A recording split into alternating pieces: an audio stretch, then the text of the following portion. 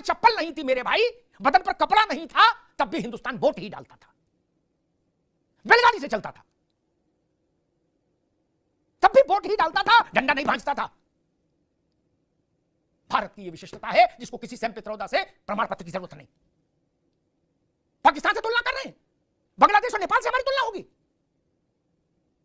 वो देश है भारत की कृपा के आकांक्षी हो सकते हैं, भारत के समकक्ष नहीं हो सकते, कभी नहीं। नमस्कार दोस्तों, आपने देखा ये छोटा सा क्लिप, आगे आप पूरी डिबेट देखेंगे। प्लीज चैनल को सब्सक्राइब करेगा, वीडियो को लाइक करेगा, कमेंट में अपने सुझाव दीजिएगा। मैं मिलता हूं वीडियो के लास्ट में। जय हिंद।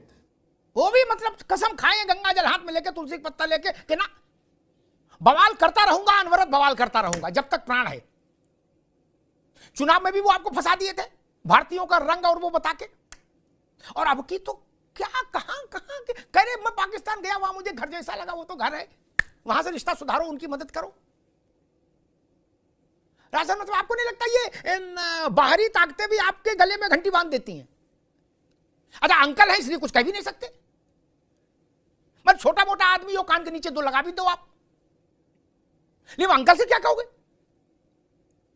विदेश में तो कांग्रेस के कर्ता धर्ता अंकल ही है।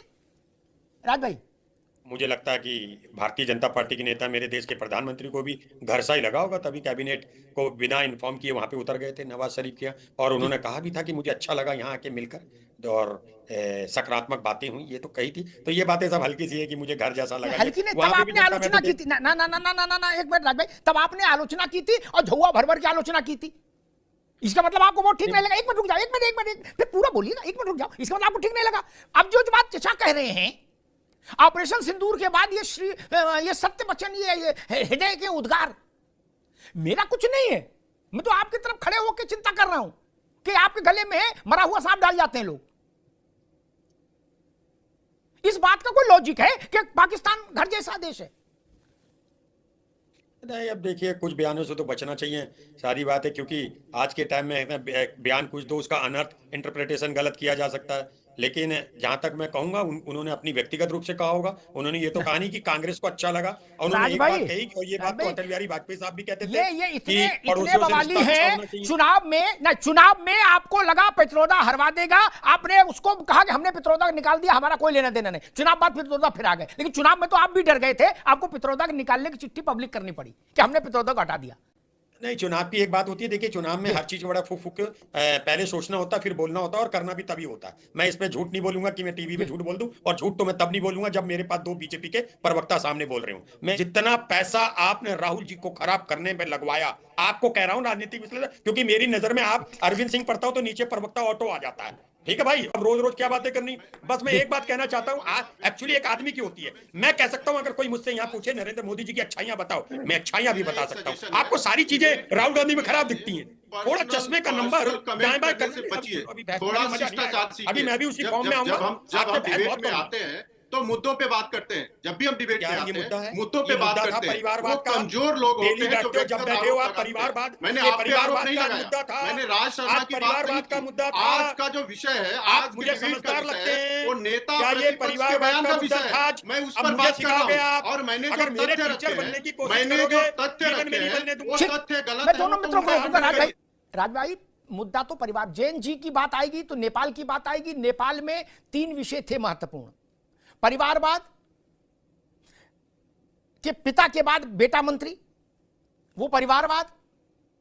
भारत को इससे बहुत समस्या नहीं कि क्रिकेट संघ में और कुश्ती संघ में अशोक गहलोत का बेटा क्रिकेट संघ का अध्यक्ष बना है, तो क्या उसको हटा दें? बाप के कारण बनता है, ठीक है, बन गया।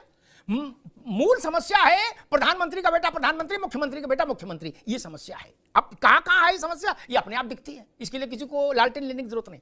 ये विषय था नेताओं के बच्चों का विलासितापूर्ण जीवन और उनका भोला प्रदर्शन, नेपाल का सेकंड इशू था। और तीसरा, राजनीतिक लोगों के द्वारा अर्जित की गई अथाह संपत्ति।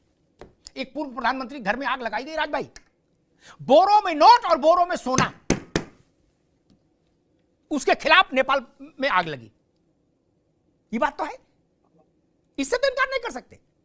भारत की तुलना जो लोग नेपाल, बांग्लादेश, इससे उससे इनसे करना चाहते हैं, वो लोग या तो भारत के मूल स्वरूप से अवगत नहीं है, या उनके मन में कोई कुंठा है।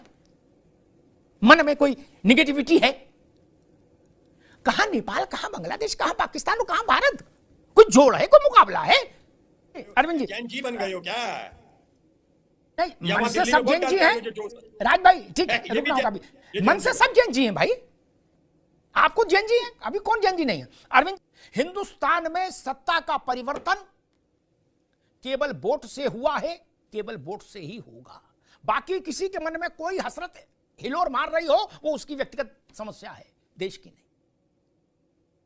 देश ने कभी इस रास्ते से इतर कोई रास्ता देखा ही नहीं। जब देश में साक्षरता बहुत कम थी ना, तब भी देश ने दूसरा रास्ता स्वीकार नहीं किया, कभी नहीं। हमारे साथ जो आजाद हुआ था, जन्मा था देश, उसकी स्थिति क्या है? सड़क पर लहूलुहान लोकतंत्र वहां पड़ा रहता है, आर्मी का देश, आर्मी की सरकार, राष्ट्राध्यक्ष फांसी पर लटकाए जाते हैं, मार दिए जाते बेनजीर। भारत उस रास्ते पर कभी नहीं चला। इसलिए जिनके मन में ऐसे लड्डू फूट रहे हैं कि ये नेपाल हो जाएगा, ये बांग्लादेश हो जाएगा, या अल्लाह ये पाकिस्तान हो जाए, उन सबको मेरा प्रणाम। आपके भाग्य में नैराश्य ही लिखा है, जान लीजिए। 150 करोड़ का भारत कभी किसी सूरत में ऐसा नहीं हो सकता, न हुआ न होगा, न भूतो न भविष्यति, कभी नहीं। मैंने इसीलिए इमरजेंसी को उदाहरण दिया। उस दौर के लोगों को याद होगा कितनी उत्तेजना थी उस वक्त भारत में, उत्तेजना भी थी, आक्रोश भी था। इंदिरा गांधी के खिलाफ था, कांग्रेस के खिलाफ आरोप था, आक्रोश था। उसके बाद भी सिर्फ वोट डाला, डंडा लेके भारत नहीं निकला किसी के खिलाफ। क्या ये भारत के आम आदमी के प्रशंसा के लायक दृश्य नहीं था? वोट से हराया श्रीमती इंदिरा गांधी को देश ने, लाठी डंडे से नहीं। ये तब हुआ था चुनाव जब कई लाख लोग 19 महीने जेल में रहे थे, कोई मीसा में, कोई डीआईआर में। ऐसे दृश्य शाह कमीशन की रिपोर्ट में है कि नाखून प्लास से खींच लिए गए, शरीर के विशेष संवेदनशील स्थानों पर मिर्च और पेट्रोल डाल दिया गया, राजनीतिक कैदियों के साथ। फिर भी इतना संयम वाला देश, मन करता है इस पर निछावर हो जाए।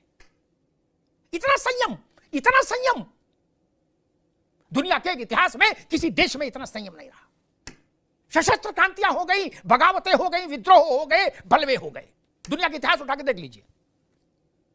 मेरी बात गलत निकले तो सार्वजनिक तौर पर कहिएगा, नहीं ऐसा कभी नहीं हुआ। लेकिन भारत ने एक बार लोकतंत्र की उंगली पकड़ी राज भाई, तो भारत के ननकू ने, रज्जाक ने लोकतंत्र की उंगली नहीं छोड़ी कभी, मौसम कैसा भी रहा हो। इस देश में राज भाई 25% महंगाई दर थी। कितनी?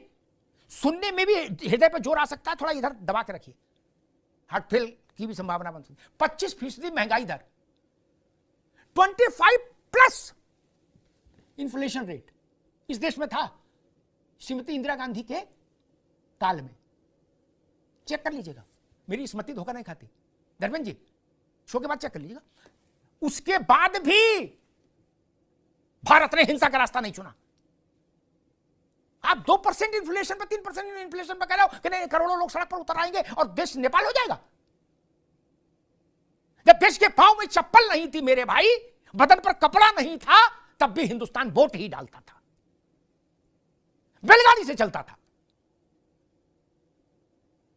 तब भी वोट ही डालता था, डंडा नहीं भांजता था। भारत की यह विशिष्टता है जिसको किसी सैम पित्रोदा से प्रमाण पत्र की जरूरत नहीं। पाकिस्तान से तुलना कर रहे हैं, बांग्लादेश और नेपाल से हमारी तुलना होगी। वो देश भारत की कृपा के आकांक्षी हो सकते हैं, भारत के समकक्ष नहीं हो सकते, कभी नहीं हो सकते। दुनिया में कोई ऐसी ताकत नहीं जो भारत के आंतरिक फैसलों को प्रभावित कर सके, ये जान लीजिए। कोई देश हो। टैरिफ खेल के ट्रंप ने सारी कलाएं आजमा ली राज भाई, एक भी कला नहीं चली। ठंडे गरम दोनों पट्टी रख रहे हैं ट्रंप अपने ऊपर, एक ठंडी रखते दूसरी गरम रखते, क्या नतीजा नहीं आया। ये भारत है मेरे मित्र, इस पर गर्व सपा को भी होना चाहिए, कांग्रेस को भी होना चाहिए, भाजपा को भी होना चाहिए, और मुझे तो है ही। एक नौजवान अंतरिक्ष में होके आया है, वो समूचे भारत के गर्व का विषय है। वो सपा बसपा भाजपा कांग्रेस का विषय नहीं मित्र, वो जनजी है। दुनिया में भारत की ध्वज पताका फहरा गई।